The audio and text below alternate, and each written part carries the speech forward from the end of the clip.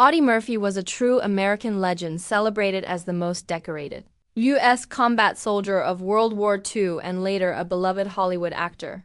His bravery on the battlefield was nothing short of extraordinary, earning him the Medal of Honor and more than 30 other military awards.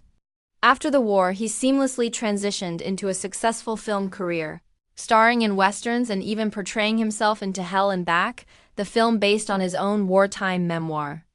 But behind the fame, the medals, and the silver screen charisma, Audie Murphy carried deep emotional wounds that never fully healed. For decades, his life and untimely death in a 1971 plane crash have been remembered with honor and admiration.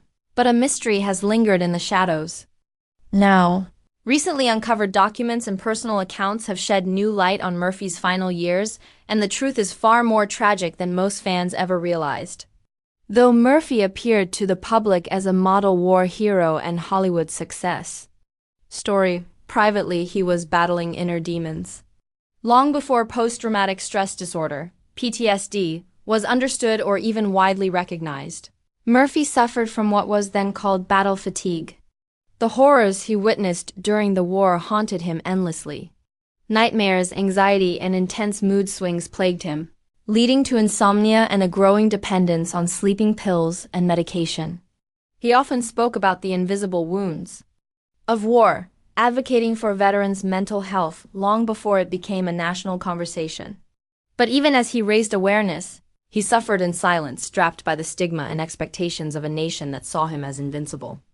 The real mystery surrounding Murphy's death revolves not only around the circumstances of the fatal plane crash that took his life at just 45 years old, but the question of what drove him to take increasingly dangerous risks in the years leading up to it. Recently released military records and correspondence reveal that Murphy was under immense financial pressure during the late 1960s. His film roles had begun to dry up, his investments had soured, and legal battles over money and debts left him nearly bankrupt. Despite his fame, he was struggling to support his family and maintain his reputation. Those close to him said he had become obsessed with risky business ventures and often flew in small, outdated planes to meet with potential investors. The plane he boarded on May 28, 1971, was one such flight on a foggy day, with poor visibility and a pilot who lacked the proper qualifications for the weather conditions. The crash that killed Murphy and 5 others was officially ruled an accident, but insiders now believe it was a tragedy that could have and should have been avoided. Murphy, battling PTSD, financial ruin, and a sense of fading purpose, had taken one risk too many.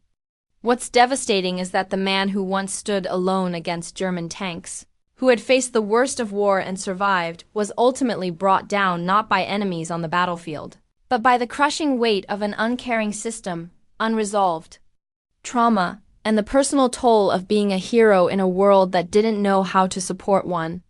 The Audie Murphy mystery is no longer about how he died, but why he was left so alone in the end.